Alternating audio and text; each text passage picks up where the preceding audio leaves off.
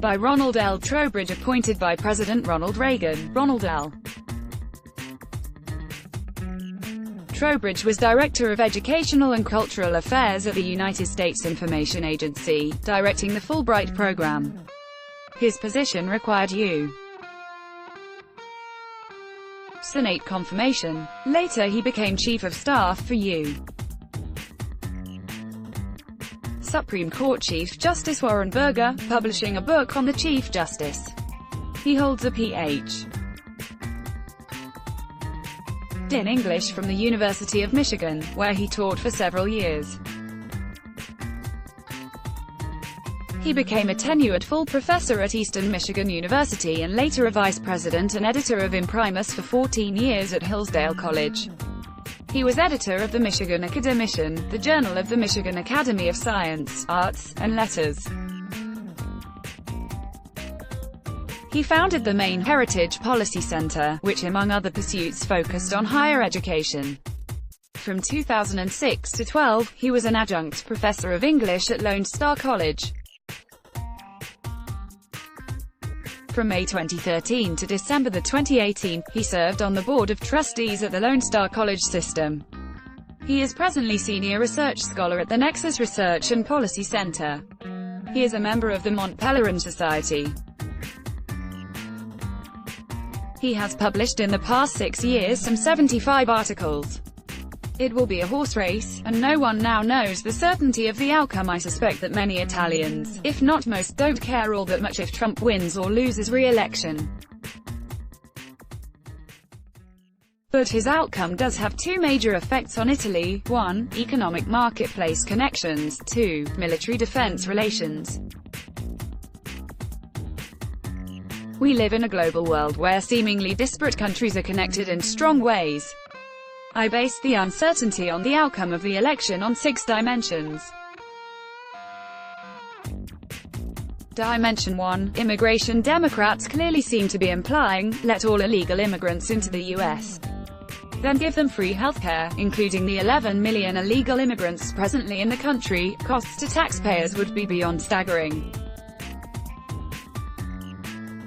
Trump, as we all know, opposes such actions. We can assume public support and rejection on both sides of the issue. The unknown question is, by what percentage? No one can divine that answer. Dimension 2. Trump's supporters. Hillary Clinton found out the hard way that it was political suicide to attack Trump's supporters by calling them deplorables. Such an insult mobilized a reactionary backlash in spades. Yet we hear all the time wearers of a Trump red MAGA hat being chastised for simply wearing the hat. The attack here is against voters themselves, never a wise idea. Caitlin Flanagan made this same point in the May 2017 issue of The Atlantic, a left-leaning cerebral magazine.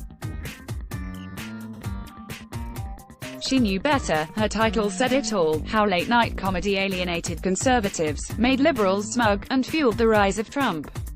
Dimension 3. Silent majority. I live now in Oakland, California, which is consumed by liberalism.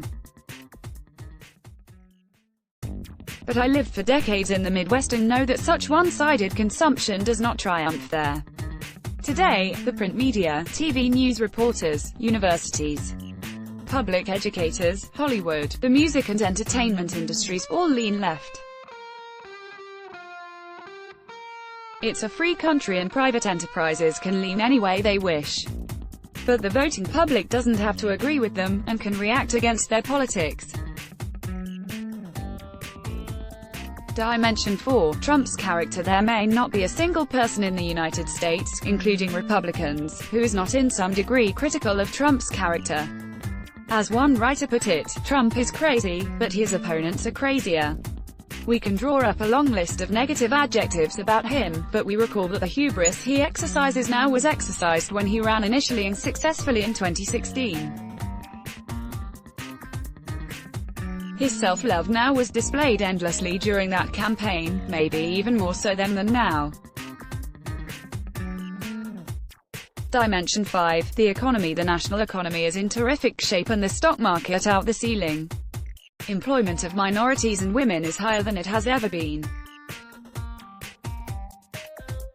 But some forecasters are predicting a possible recession at the end of this year or beginning of next year, relatively close to the election on November 3rd. Politics cannot make the world perfect. Better, yes, but not perfect.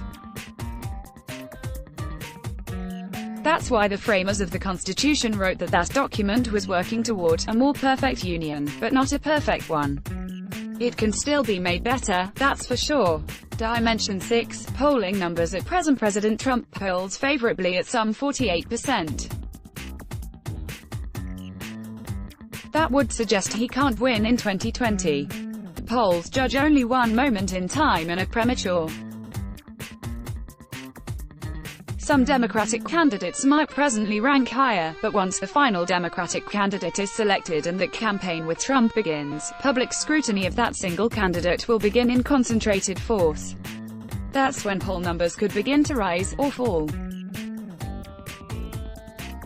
The Democratic candidate will have to explain to the public his or her position on subsidies to all illegal immigrants in and coming to the country, including free healthcare for all 11 million illegal immigrants now in the country. That candidate will also have to explain in detail his or her position on Medicare for all, and his or her position on the elimination of private health insurance for some 180 million Americans. He or she might also have to explain the Green New Deal.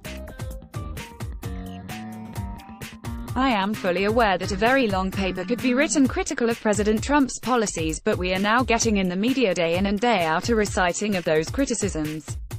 I really do not know if Trump will win, but he could. I see now in Italy that a candidate is running who somewhat reminds me from my distant location of Donald Trump, Matteo Salvini. I know nothing about him, but what I read suggests political similarities with Donald Trump. If Trump can win, can he? Do you have questions for Mr. Trowbridge? Send us an email at editorial@italexmag.com. Support our independent project. Let's block ads. Why?